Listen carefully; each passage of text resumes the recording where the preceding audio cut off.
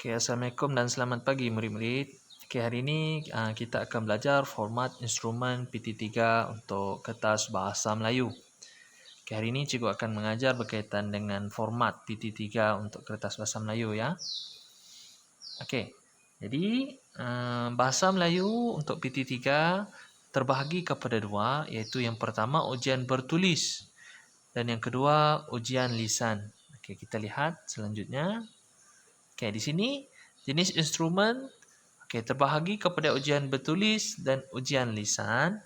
Ujian bertulis ada dua kertas, kertas 1 dan kertas 2. Manakala ujian lisan juga mempunyai kertas 1 dan kertas 2. Jadi maksudnya dalam bahasa Melayu untuk PT3, murid-murid akan jumpa kertas 1, 2 untuk ujian bertulis dan 1, 2 untuk ujian lisan. Maksudnya murid ada keseluruhan 4 kertas yang murid terpaksa jawab. Seterusnya yang pertama ujian bertulis, terdapat 2 kertas. Kertas yang pertama, kertas 1 itu terdiri daripada objektif. Terdapat juga subjektif respon terhad. Kertas kedua pula lebih kepada penulisan atau karangan. Yang pertama subjektif respon terhad dan yang kedua subjektif respon terbuka. Ini cikgu akan terangkan lebih lanjut selepas ini. Kertas 1. Kertas 1 terbahagi kepada 3 bahagian. Yang pertama iaitu bahagian A. Terdapat 20 soalan objektif, iaitu objektif aneka pilihan. Mempunyai 20 markah yang diperuntukkan. Di dalam ni menyatakan berkaitan dengan sistem bahasa dan seterusnya pemahaman teks. Bahagian B pula terdapat 3 soalan. Soalan yang pertama ialah lebih kepada sistem bahasa ataupun objektif pelbagai bentuk. Contohnya isi tempat kosong, jawab dalam bentuk tempat kosong dan sebagainya. Buat ayat semula, contohnya perbetulkan perkataan ataupun ayat. Soalan kedua, subjektif pemahaman petikan ataupun komsas. Contohnya akan diberikan beberapa bahan dan murid diminta untuk memahami bahan tersebut, seterusnya menjawab soalan. Khususnya 3 soalan yang diperuntukkan di dalam soalan kedua ini. Soalan yang terakhir untuk bahagian B ialah soalan 3, subjektif atau lebih dikenali sebagai novel. Dalam kesemua bahagian B mempunyai 25 markah keseluruhannya. Seterusnya bahagian C.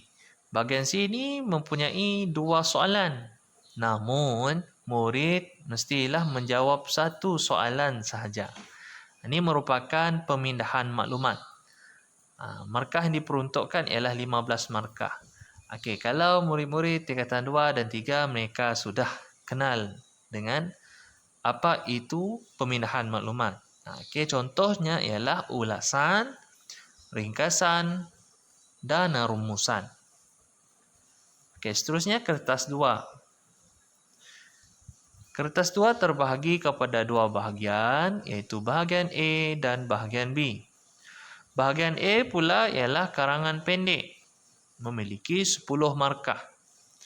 Bahagian B pula mempunyai 3 soalan, namun murid wajib untuk menjawab 1 soalan sahaja daripada 3 soalan yang diberikan. Ini merupakan sebuah karangan ataupun dikenali sebagai karangan panjang. Mempunyai 30 markah. Ini merupakan pemarkahannya. Kita boleh lihat jumlah markah bahagian A untuk kertas 1. Kita lihat kertas 1 kesemuanya ialah 60 markah. 20 tambah 25 tambah 15. Manakala kertas 2 ialah 40 markah. Jika digabungkan keseluruhan jumlah markahnya ialah 100 markah. Jadi untuk menjawab kertas 1, tempoh ujian yang diperuntukkan ialah 1 jam 30 minit. Manakala kertas 2 pula ialah 1 jam sahaja. Okey, kita lihat di sini ujian lisan pula. Okey, ujian lisan ni terdapat 2 kertas juga.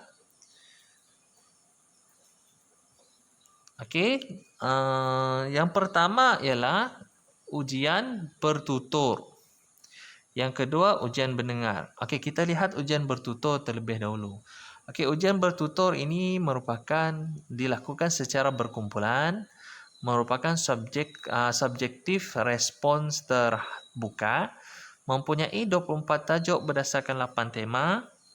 Namun, setiap kumpulan akan memilih satu tajuk perbincangan sahaja dari 24 tajuk tadi. Okey, markah yang diperuntukkan ialah sebanyak 30 markah dan masa yang diperuntukkan untuk setiap individu hanyalah 10 hingga 12 minit sahaja. Maaf, bukan individu tetapi berkumpulan. Okey, seterusnya ujian mendengar.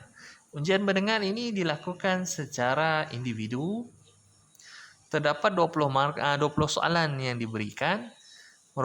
Terdapat objektif dan subjektif juga. Maka diperuntukkan ialah 20 markah dan masa yang diberikan hanyalah 30 minit sahaja. Okey, ini merupakan kata-kata khidmat dari Imam Al-Ghazali, iaitu bantinglah otak untuk mencari ilmu sebanyak-banyaknya. Mencari rahsia besar yang terkandung di dalam benda besar dinamakan dunia ini, tetapi pasanglah pelita dalam hati sanubari, iaitu pelita kehidupan jiwa dari Al-Ghazali, Imam Al-Ghazali. Okey, terima kasih.